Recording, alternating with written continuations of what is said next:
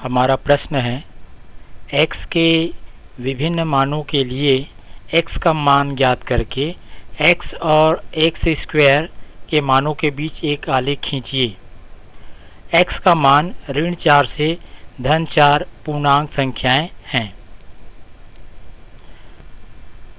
दिए गए प्रश्नानुसार हम सर्वप्रथम एक सारणी इस प्रकार से तैयार करते हैं जहां x का मान ऋण 4 से लेकर के धन 4 तक लेते हैं। ऋण 4, ऋण 3, ऋण 2, ऋण 1, 0, 1, 2, 3, 4 और इसके सापेक्ष हम एक्स स्क्वायर का मान निकालते हैं। तो एक्स स्क्वायर का मान निकालने के लिए क्या करना पड़ेगा? उसी संख्या का उसी संख्या से गुणा। तो ऋण 4 का ऋण 4 से गुणा करेंगे तो हमें धन 16 मिलता है। ऋण 3 का ऋण 3 से गुणा करने पर धन 9 मिलेगा। ऋण 2 का ऋण 2 से गुणा करने पर धन 4 मिलेगा। ऋण 1 का ऋण 1 से गुणा करने पर धन 1 मिलेगा। 0 का 0 से गुणा करने पर 0 मिलेगा। 1 का 1 से गुणा करने पर धन 1 मिलेगा। धन 2 और धन 2 का 2 से गुणा करने पर धन 4 मिलेगा। धन 3 और धन 3 का गुणा करने पर धन 9 मिलेगा। धन 4 और धन 4 का गुणा करने पर धन 16 मिलेगा। तो इस प्रकार से x के प्रत्येक मानों का वर्ग करने पर हमें जो मान प्राप्त होते हैं उसे इस प्रकार से सारणी में हम पहले तैयार कर लेते हैं। उसके बाद हम x के मान और x स्क्वायर के मानों के बीच हम ग्राफ खींचेंगे। तो चलिए देखते हैं आलेख कैसे खींचना है, ग्राफ कैसे खींचना है। सर्वप्रथम पैमाना बनाने के लिए, ग्राफ आलेखित करने के लिए पैमाना लेंगे। पैमाना हम इस प्रकार से ले रहे हैं, x अक्ष में एक बड़ा खाना बराबर 2 इकाई और y अक्ष में एक बड़ा खाना बराबर 2 इकाई। चूँकि x का मान आंकड़ों में ऋण 4 से धन 4 तक दिया गया है, जैसा कि हमने सारणी में निकाला है, इसलिए यहाँ पर x के ये हमारा जो क्षैतिज रेखा है यह हमारा x अक्ष है और यह धनात्मक मानों को प्रदर्शित कर रहा है और यह जो है x के ऋणात्मक मानों को व्यक्त कर रहा है। और ये जो ऊर्ध्वाधर रेखा दिखाई दे रहा है इसे हम y अक्ष के रूप में प्रदर्शित कर रहे हैं। यहाँ पर हम देख रहे हैं प्रत्येक बड़े खाने का मान 2 इकाई यहाँ पर लिया गया है। चलिए अब हमने जो आंकड़े निकाले हैं उसे आलेख में प्रदर्शित करते हैं।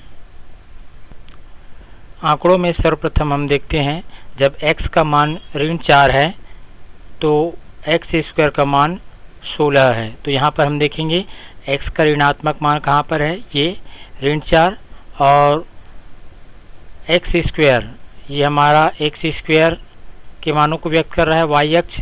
तो यहाँ पर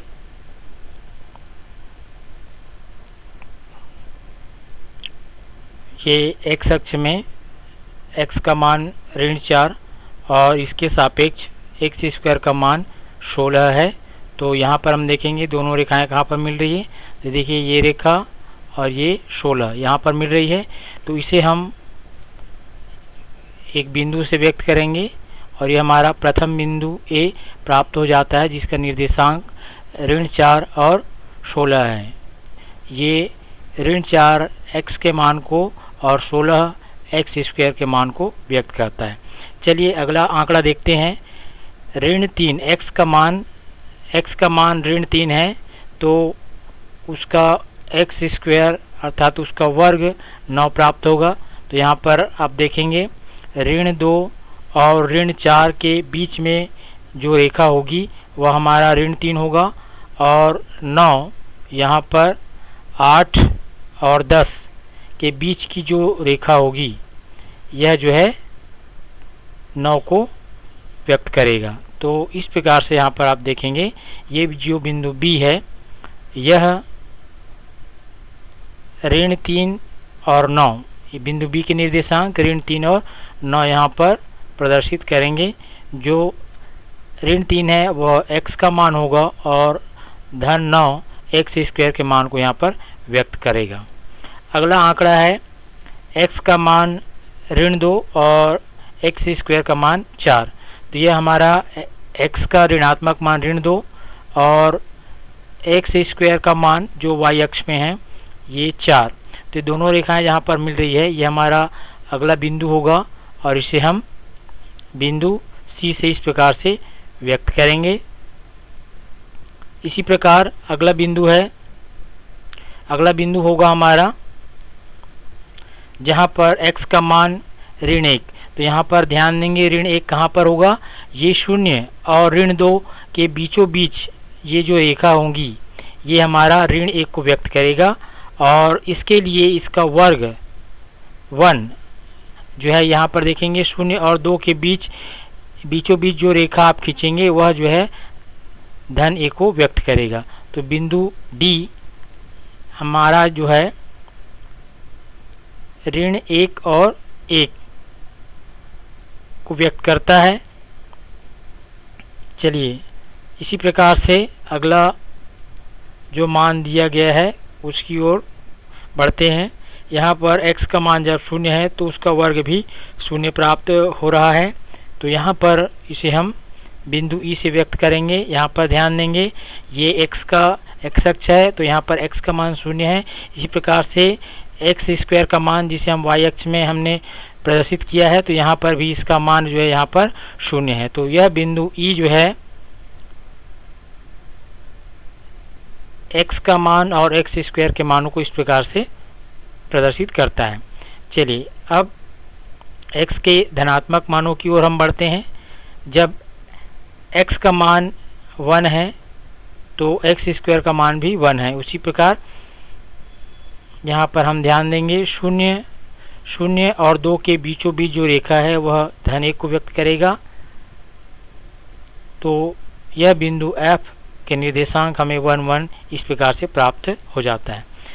चलिए अगला आंकड़ा है हमारा जब x का मान 2 है तो x स्क्वायर का मान जो है 4 प्राप्त होगा। तो यहाँ पर हम देख रहे हैं धनात्मक x अक्ष में x का मान जब 2 है तो y का मान हमें 4 प्राप्त होगा। तो यहाँ पर ये 4 और ये 2 दोनों रेखाएं जहाँ पर मिल रही हैं इसे हम अगला बिंदु से नामांकित करेंगे G।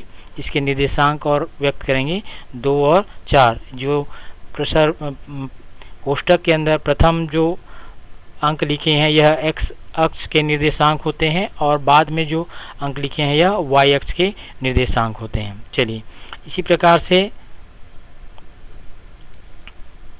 अगला बिंदु जो है वो h से हम व्यक्त करेंगे। हमारा आंकड़ा हमारे पास है जब x का मान 3 हो तो x स्क्वायर का मान जो है 9 प्राप्त होता है। तो यहाँ पर 2 और 4 के बीचों बीच जो रेखा आप खींचेंगे यह हमारा 3 होगा और इसी प्रकार से 8 और 10 के बीचों बीच जो रेखा होगी वह 9 को व्यक्त करेगा। अगला है जब x का मान 4 हो तो x स्क्वायर का मान 16 हो जाता है। तो यहाँ पर हम देख रहे हैं x का मान जब 4 है और तो x स्क्वायर का मान जो है 16 हो जाता है। तो दोनों रेखाएं आपस में देखिए ये 4 और ये 16 ये दोनों रेखाएं जहां आपस में मिलती है ये हमारा अगला बिंदु होगा और इसको हमने I से व्यक्त किया है इस प्रकार से। तो यहाँ पर हम देखते हैं जो आंकड़े हमने निकाले थे x के मानों के सापेक्ष x स्क्वायर के मान हमने जो ज्ञात किया था वे सभी आंकड़ों को हम इन बिंदुओं के द्वारा प्रदर्शित कर चुके हैं। अब इन बिंदुओं को हम क्रमशः मिलाते जाएंगे और देखते हैं कि हमें किस x के मान और x स्क्वायर के मानों को हम इस प्रकार से बिंदुओं द्वारा प्रदर्शित करने के बाद हम इन बिंदुओं को स्केल की सहायता से मिलाएंगे। सर्वप्रथम हम A और B को स्केल की सहायता से मिलाएंगे तो हमें इस प्रकार से एक रेखाखंड प्राप्त होती है। इसी प्रकार से B और C को मिलाएंगे, C और D को मिलाएंगे,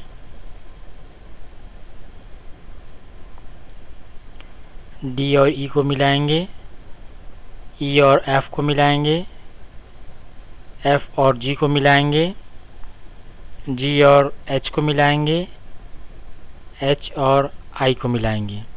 तो इस प्रकार से बिंदुओं को हम मिलाते हैं और मिलाने पर हमें इस प्रकार से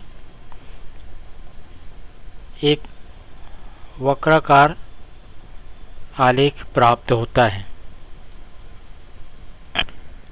इस प्रकार x के मान -4 से -4 के लिए x स्क्वायर के प्राप्त मानों के मध्य हम ग्राफ खींच सकते हैं, बना सकते हैं, जो कि एक वक्र है। ये हमारा ग्राफ जो है एक वक्र प्राप्त होता है।